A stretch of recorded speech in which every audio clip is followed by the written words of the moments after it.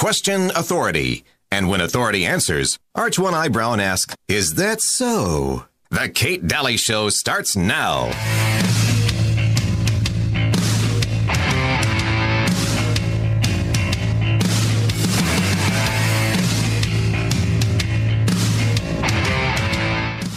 What if the government could decide when you were and were not entitled to a jury trial? What if the government could take your property whenever it wanted? What if the government could continue prosecuting you until it got the verdict it wanted? What if the government could force you to testify against yourself simply by labeling you a domestic terrorist? Boy, that is so true. Welcome to the Kate Dalley Show. So glad you're joining me for a special episode. I've got Ryan Bundy calling in from prison. This case has seriously rocked my world. And the reason being is I actually interviewed Ryan about 5 years ago on this very station. And let me just tell you, it's been 5 years. I can't even believe it's been 5 years. I want to welcome you to the program. Ryan Bundy calling in from a Nevada prison. Welcome to you. Hello, Kate. How are you doing today? I'm good. I'm so glad you're joining me, Ryan. The last time I interviewed you, I was with Brian Hyde, and we were a duo. We were talking about what was going on your land. And at the time, you guys were trying to fight what was happening, and that was the government overreach that was going on at the time. You are sitting in a Nevada prison. You are sitting there without bail. You are restricted by who the court deems who your attorney is. You have zero rights. You have not been convicted of anything.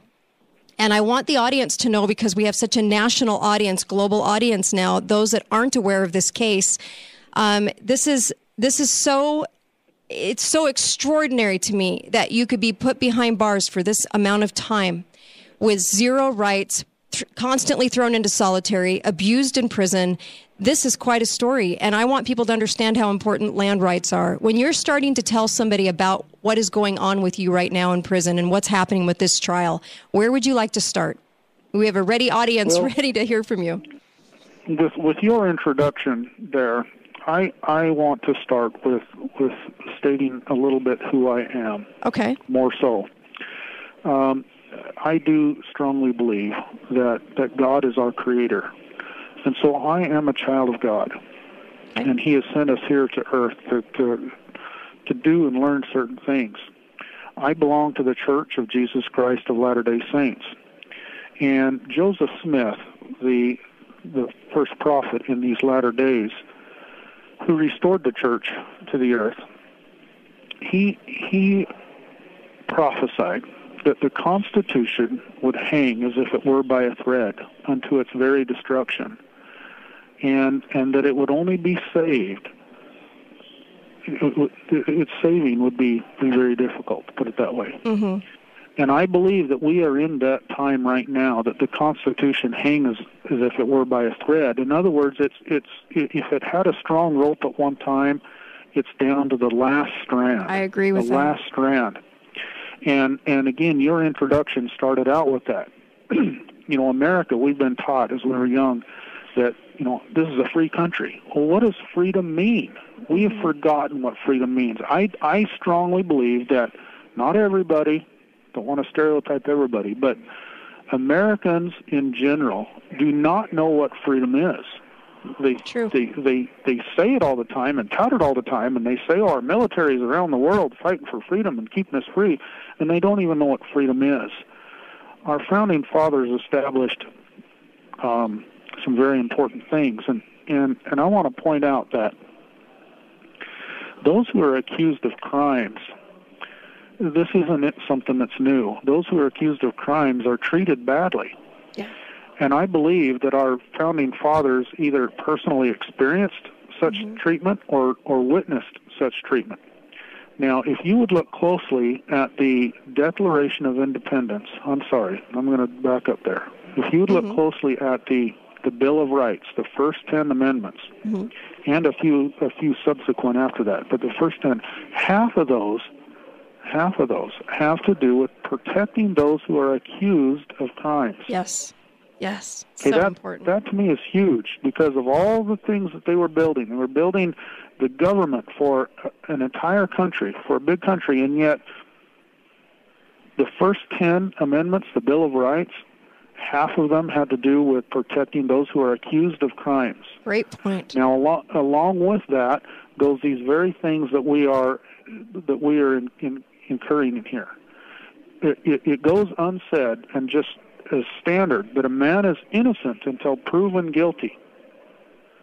And because he's innocent, he retains all of his rights. They can't take his rights away, even if a man is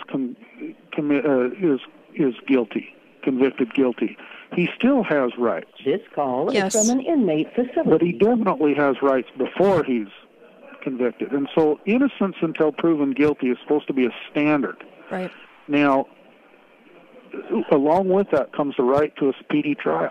It says the accused shall enjoy the right to a speedy trial. He has the right to not have excessive bail. He has the right to not to be tried more than once. He has the right to a trial by jury, not a jury trial, a trial by jury. There's a difference. I want to remind the audience too. You were found not guilty in Oregon. Not guilty. That's right. Okay. Now, and so that was another case, and yet it's all tied together. And yet, my point is, going back to your introduction to what's going on here, is that I've been held in incarceration, in detention. Technically, it's not prison. Prison is after you've been convicted, but those are all just terminology. It's all the same thing. We're all still behind the same steel door. And so technically, they say, oh, yeah, you are innocent until proven guilty. But they treat me the exact same as all the guilty. I'm in the same facility. In fact, the unit that I'm in houses, maybe 84 people if it's completely full. It's not always full. And every single one of them in here, in my unit, is convicted, except for me. And somehow or another, I'm innocent until proven guilty, and yet I have the exact same treatment. And you have no rights. You have no rights. You have zero. They can do anything to you at any time, and they can even call it policy. True?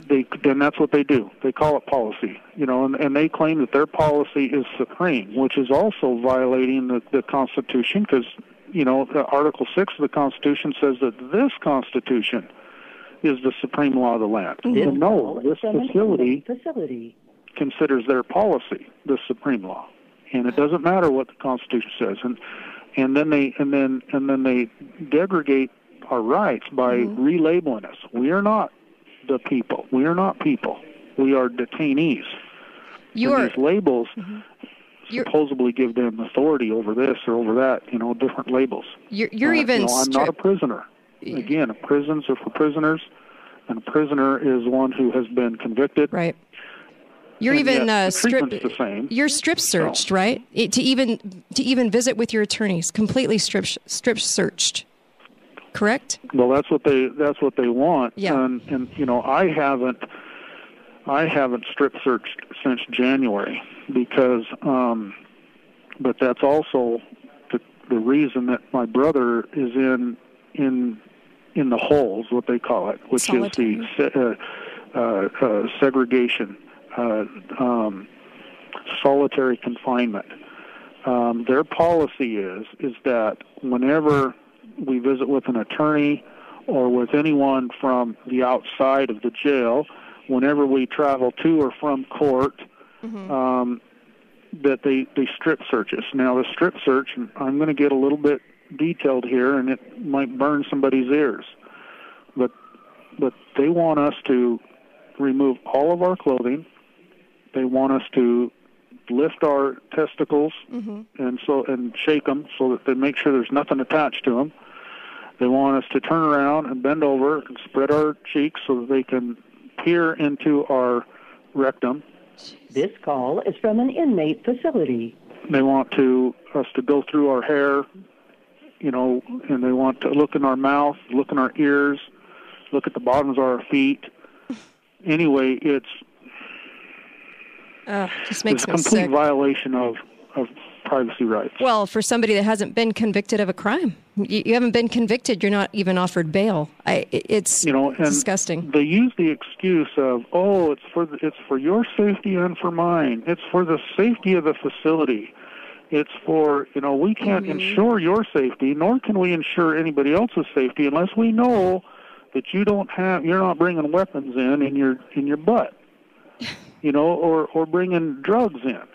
But you're in there, and you're the one getting strip searched. You can't bring anything in, but you're the one getting strip searched.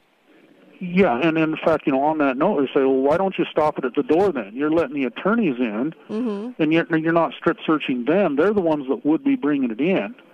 And furthermore, an attorney is by legal definition, an officer of the court. And so you're going to say, okay, so here's an officer of the court who, is under certain codes or whatever, certain,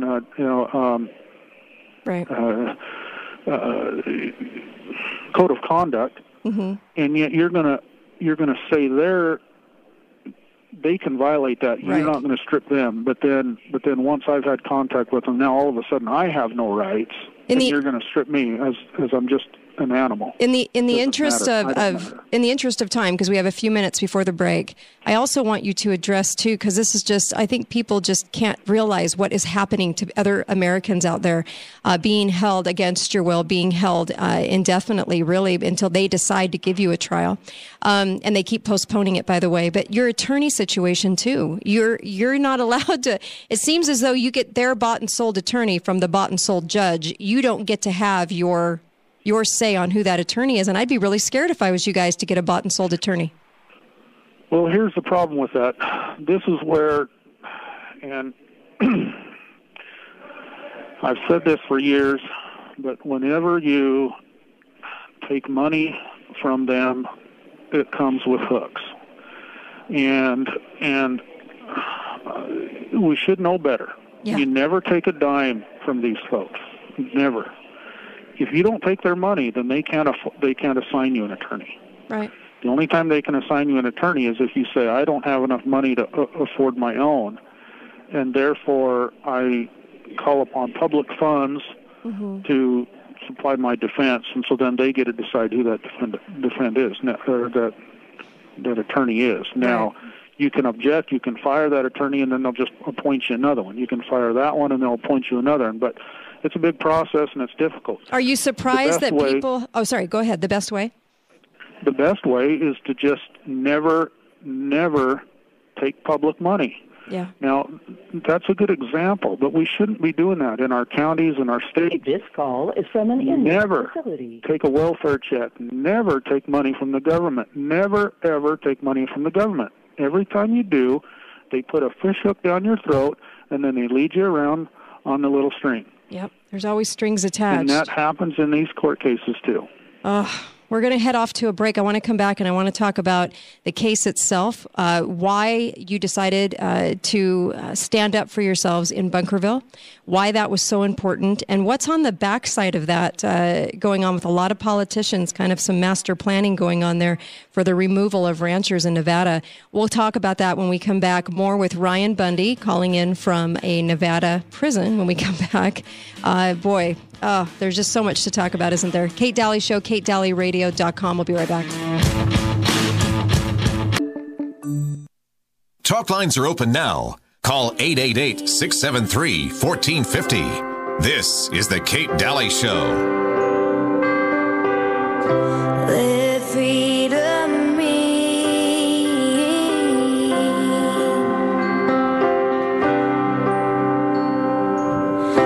My country says of thee, sweet land of liberty, of thee I sing.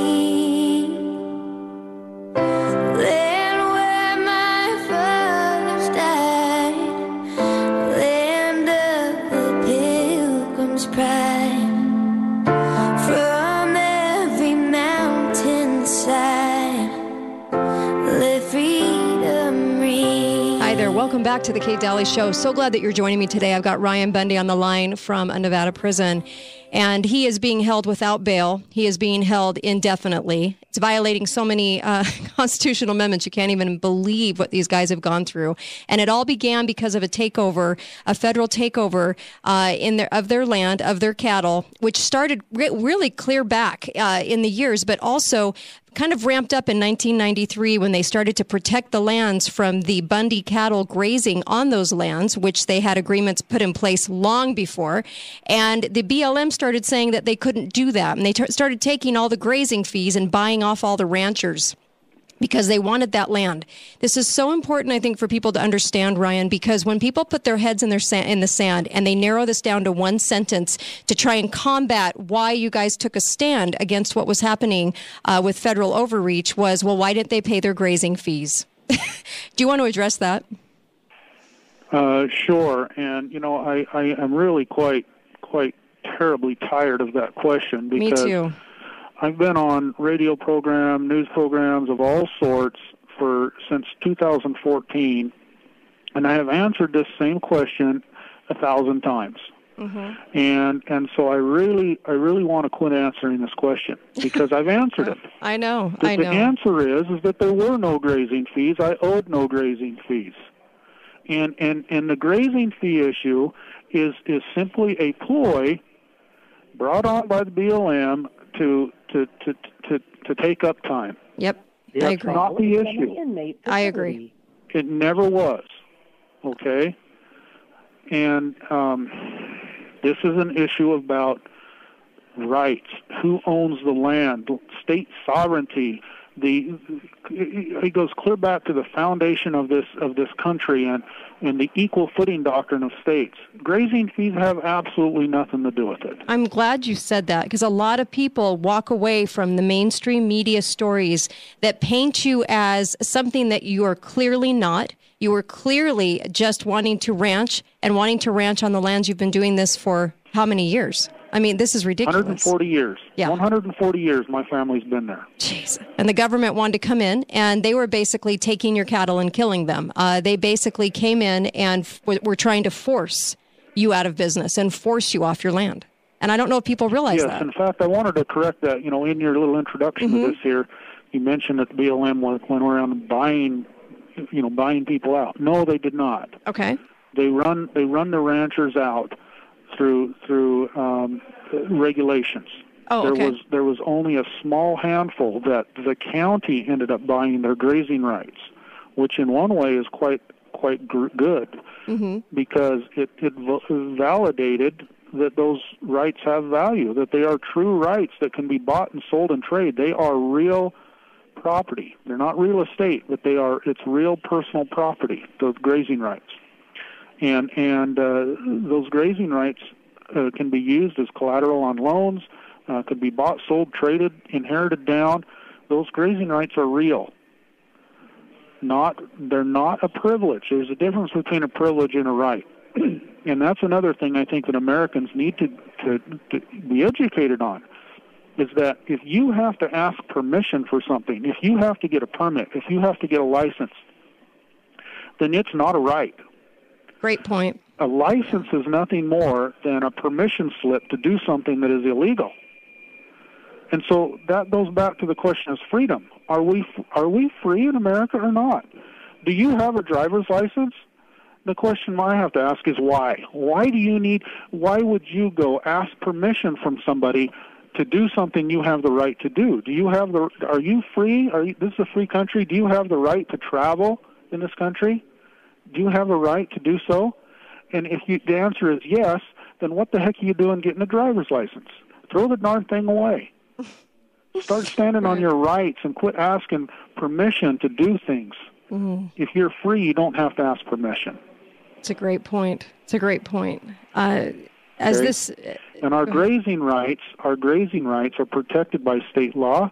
They're like water rights. Now, granted, there's a process to establish those rights, just like water rights. They're established by beneficial use. They're established by first come, first come, first right. That's prior appropriation, and then those are registered within a state water registry to the State Waters Registry doesn't create the right. It simply creates documentation of the right. The right is established by your beneficial use and your prior appropriation. And the county records and the state records are only there to help protect your rights. They don't establish your rights. And the grazing right is the same thing. Okay. If you have a water right, you don't pay a water fee. You own that right. Okay. And it's real property. You can buy and sell and trade that water right.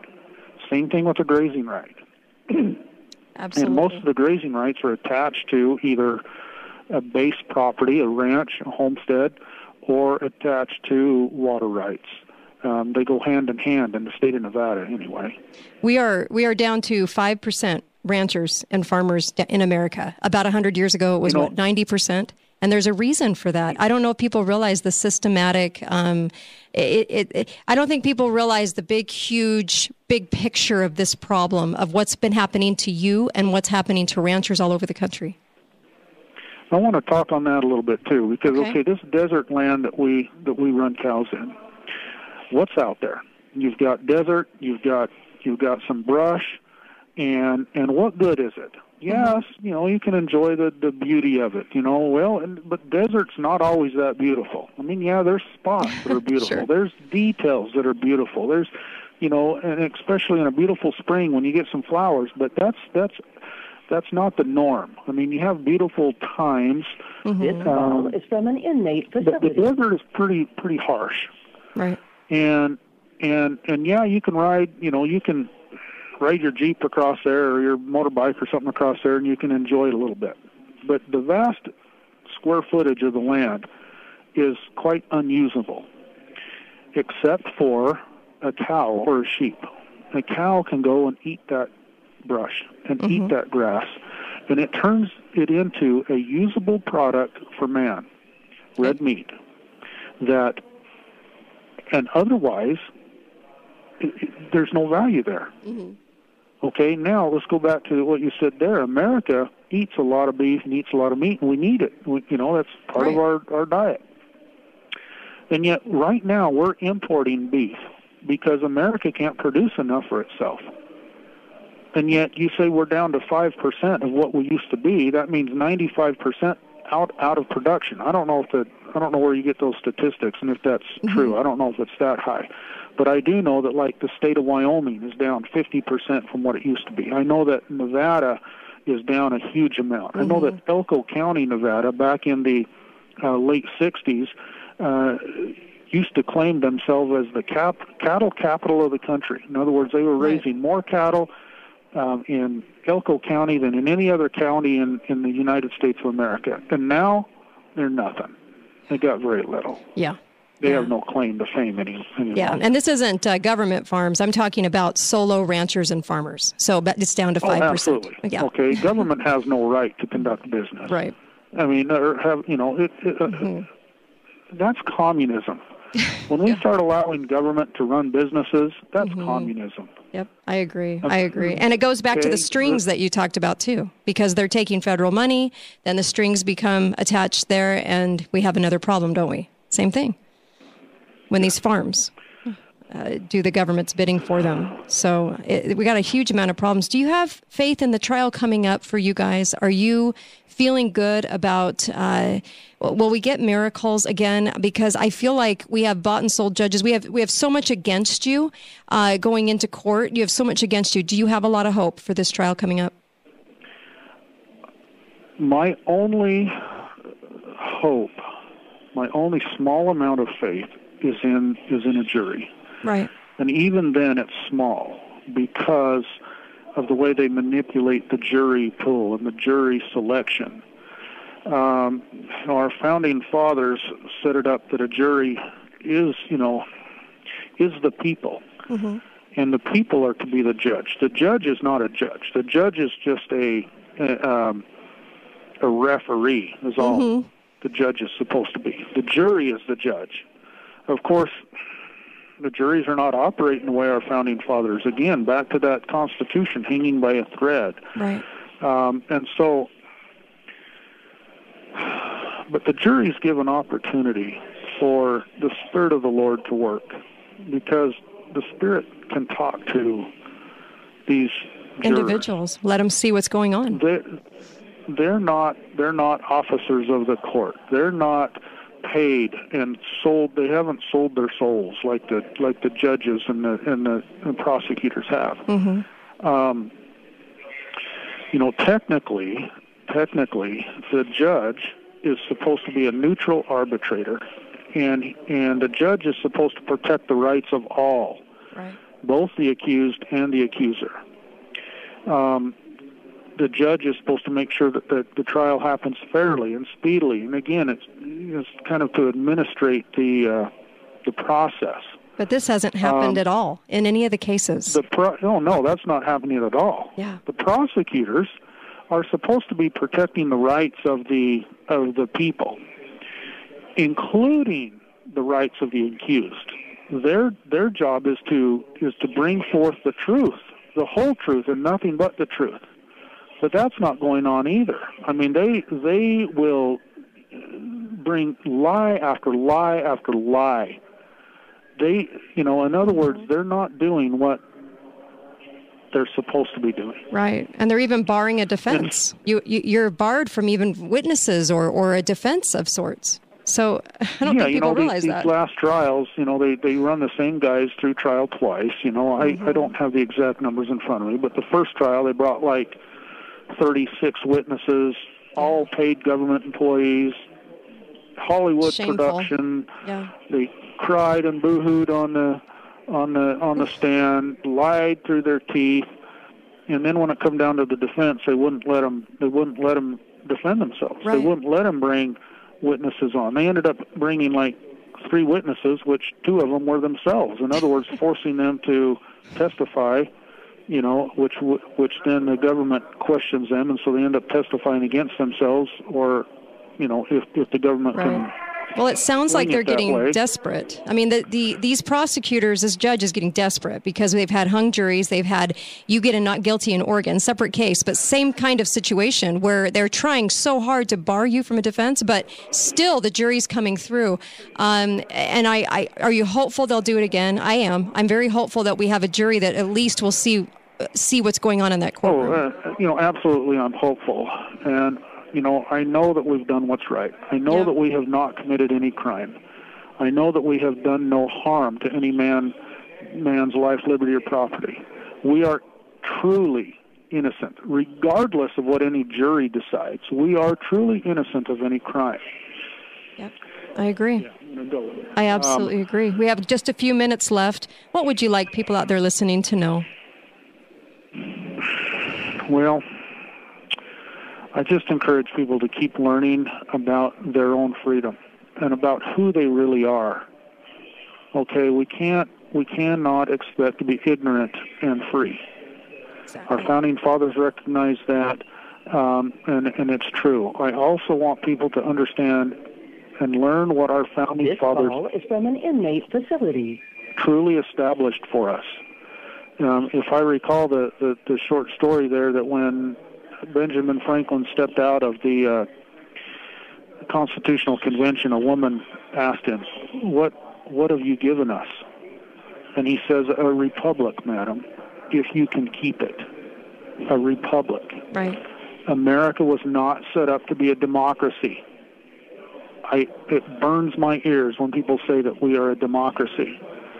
And I can tell you that most people don't understand the difference between a republic and a democracy. So true. And they think a democracy is good, but they don't know what it is. And they don't know what a republic is. They don't know what an anarchy is. They don't know what an oligarchy is. They don't know what a monarchy is. That's so true. Understand the forms of government. Understand what our founding fathers set up for us and why. Understand what freedom is. And understand how your freedoms are being trampled on. You can't correct a problem until you recognize it. I agree. We're out of time, and I'm hoping you'll come back. I'd love to hear from Ammon too. I got to give you a voice. I got to give you a voice from prison. You've got to educate, and I love it. Thank you, Ryan. Thank you for coming on. All right. Well, we'll come on another day. I've got to go for now, but thank you. You got it. Thank you. Be right back. Kate Dalley Show. Be right back, Kate Dalley Show. Hold on. Talk lines are open now. Call 888-673-1450. This is the Kate Dalley Show. The sound of silence. And in the naked light I saw 10,000 people, maybe more. People talking without speaking. People hearing without listening. People writing songs and voices never shared. And no one dared disturb the sound of silence. Welcome back. Kate Dalley Show at your service. And I've got Melissa Smith in the second hour, a big lockdown situation there, hacking situation. We'll talk about all kinds of stuff coming up in the second hour. But I want to address a couple of things. I want to thank Ryan for coming on and, what a great voice he is of education. I wish more people would listen to him and his brother and Cliven actually talk about land rights. They understand it better than anyone I've ever seen. And I also want to talk about a couple of things surrounding this. He had to leave early in this hour because he had to get to the law library or they were going to lock him out and lock him down in his room. And when I talk about the loss of rights, when he was talking about the loss of rights, he has zero rights. He's treated as a convicted felon, even though he hasn't even had a trial yet. And can you imagine sitting in there for 2 years waiting on your trial? And he's got, 6 kids and his wife and a beautiful family. He's never harmed anybody, hurt anybody. He's never done anything to anyone else. He just stood up to the federal government when the federal government was stealing his cattle, killing his cattle, and tried to take it from the family. And he's right. There's so much more here. The reason I brought up the grazing fees is because if I ever talk to somebody like a liberal, if I talk to somebody that's immersed themselves in the mainstream media stories, that from the moment Bunkerville happened and Oregon happened, let me just tell you, they painted these guys as domestic terrorists from the get-go. I mean, that article was pre-written almost. It was sent out within seconds of that story. And AP and Reuters, they copy all the same story for all the publications. And so the whole nation got told a heaping amount of lies about what was going on because, of course, they're protecting the federal government is what they're doing. And mainstream media does that in spades. So they're protecting the federal government. These guys are sitting in prison. Where's 60 Minutes? Where's Dateline? Why aren't they doing any stories on these guys sitting in prison without a trial? Because the judge can just keep pushing the trial back, and that's exactly what the judge has been doing. The judge has acted like a prosecutor on the stand. The reason I bring up this story a lot on the air is, one, no one else talks about it. We have very, very few people in the media, and I can count on one hand, who has actually talked about it on the air.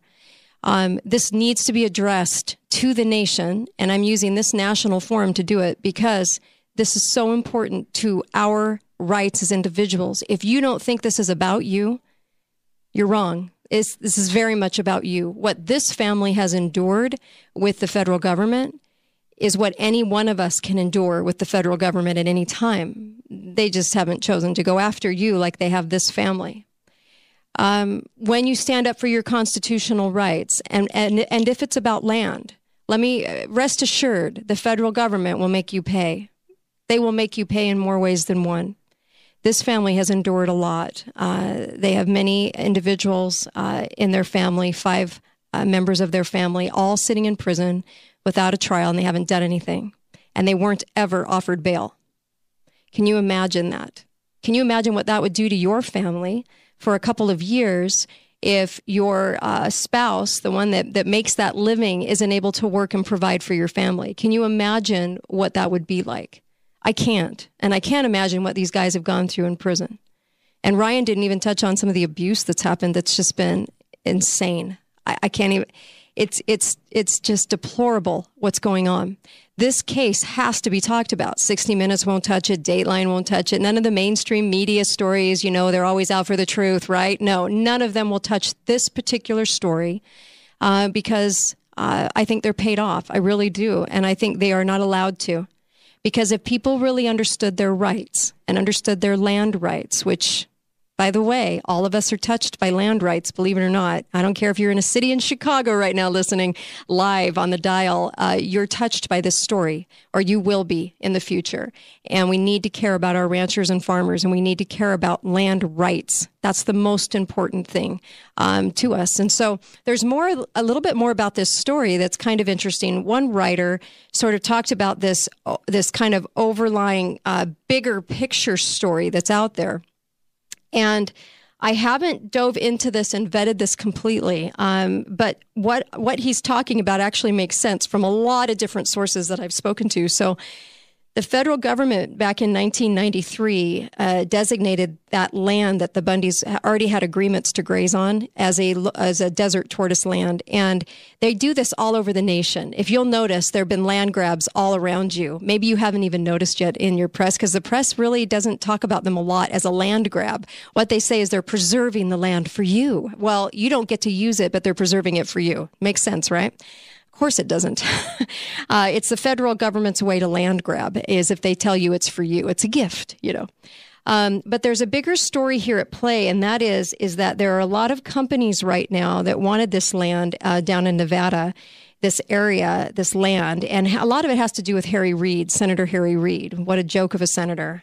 Also, his son, Rory Reid, who is basically, he formerly chaired the county commission there. Isn't that convenient?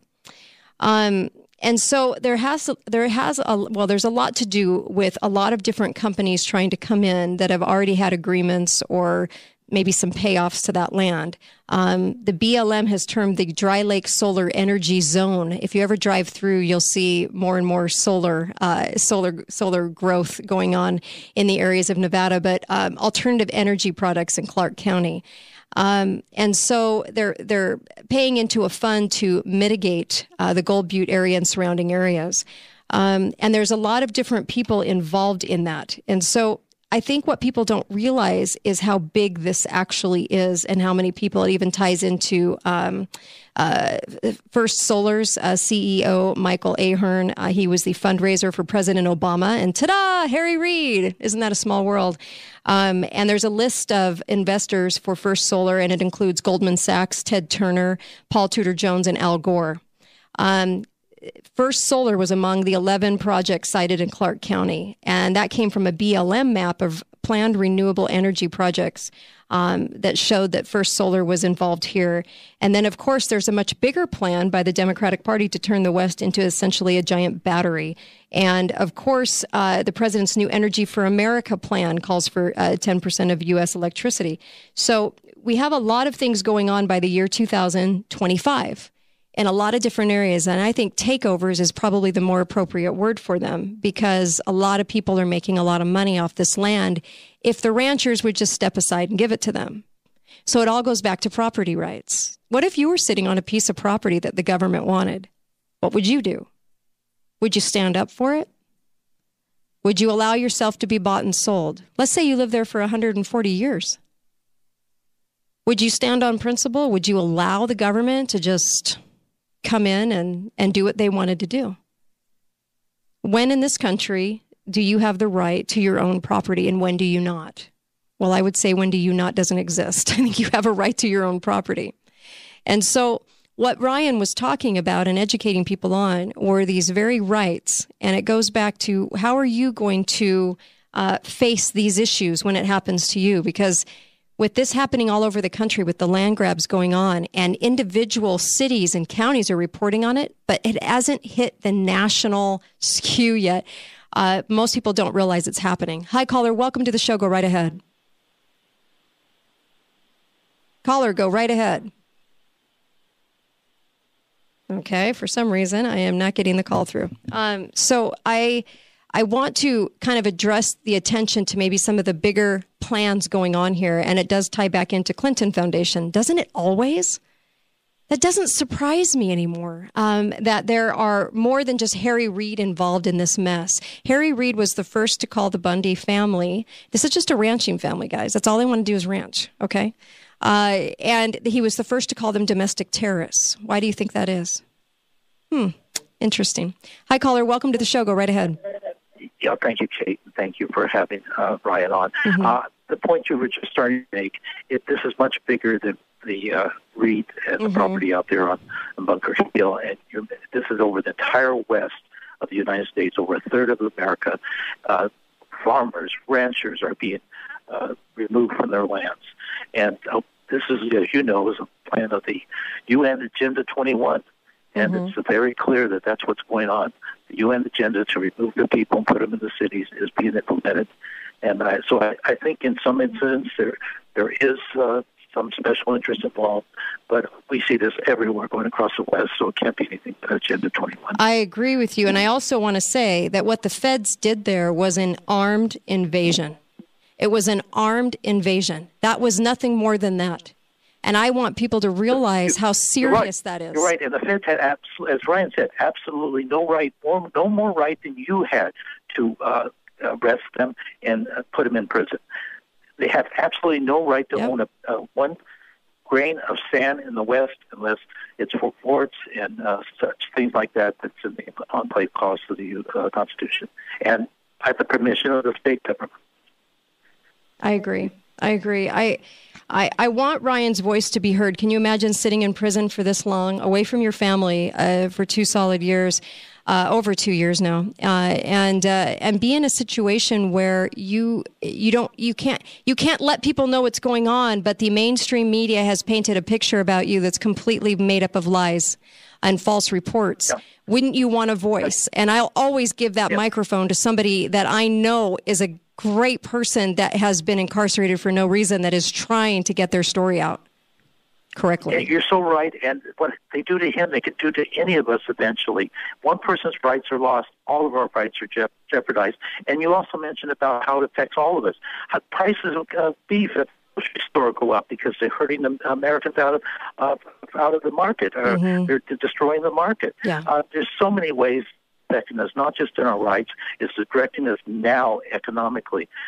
And, you know, as I'm listening to him, I think about this man, these Bundys, they know the Constitution so very well. I didn't hear a thing he said wasn't true. And the problem is he's knowledgeable and they have courage. They stood for their rights, and unless we stand behind them, we're not going to have any rights either. Right. We'll have rights. And he was right when he said, you know, I've answered that question, and I had to ask it because we have new listeners every day around the globe. And that is what the mainstream media has trained people to deduce it to, was it's about grazing rights, which it really isn't about grazing rights. And I feel so bad having to ask him that. And I'm so glad that he answered it again, because if I talk to somebody and they deduce it to that sentence, I know they're not educated. I know they're completely willfully ignorant to the story. They don't understand the story at all. They haven't looked into it or done any homework whatsoever except read the Washington Post, Compost. All we need to do is ask them where the enumerated power in the Constitution gives the federal government to own one grain of sand here in the West. I agree. And they can't do it, and they'll just obfuscate or they'll change the subject. I agree. There's not... Yeah. These guys have been through utter hell. I told you, he mentioned at the end there that a nation that's a people that's ignorant and free is something that never has been or never will be. If anybody doesn't know, that comes from Thomas Jefferson. Yeah. A nation that's ignorant and free is something that never has been or never will be. Thank you for that. Really appreciate the phone call. Hi, caller. Welcome to the show. Go right ahead. You have about a minute. I've been following this case, and I think what it's coming down to is at first I think they arrested him and thought they had a slam dunk case. Yes. But more things have come out with Special Agent Daniel Love and he's a piece of work. Screwing up. I think what they're trying to do is they know they've lost. They're just trying to humiliate him as long as they can. Yep, I totally agree with you. They know they're going to let him out. The case is blown, but as long as they can just keep humiliating them with strip searches, keep them from their families, break their spirit or try. Like they've saved face in the case or something. I agree with you. They're trying to break their spirit, and this judge is out of control. She is out of control. Where are the news stories about her? Why are they not telling people that she is now going after a third hung jury trial, which is going to end up a hung jury trial again, using our taxpayer dollars? The rules she makes in her courtroom are unprecedented. That's ridiculous. Absolutely. So where's the justice system? Kangaroo court. Thank you for your call. Really appreciate it. I will continue to talk about this story as no other media is going to. It just frustrates me. I want other media to talk about it. Why are they not? Why are they putting their heads in the sand? That's not justice. That isn't justice. These guys have been through hell, and they need a voice out there, and they need justice. Where are those patriotic attorneys that say they love their country, that are willing to step in and help in this case? Come on. I know you're out there. Do it. Do it because it's the right thing to do. All right, I'll be right back.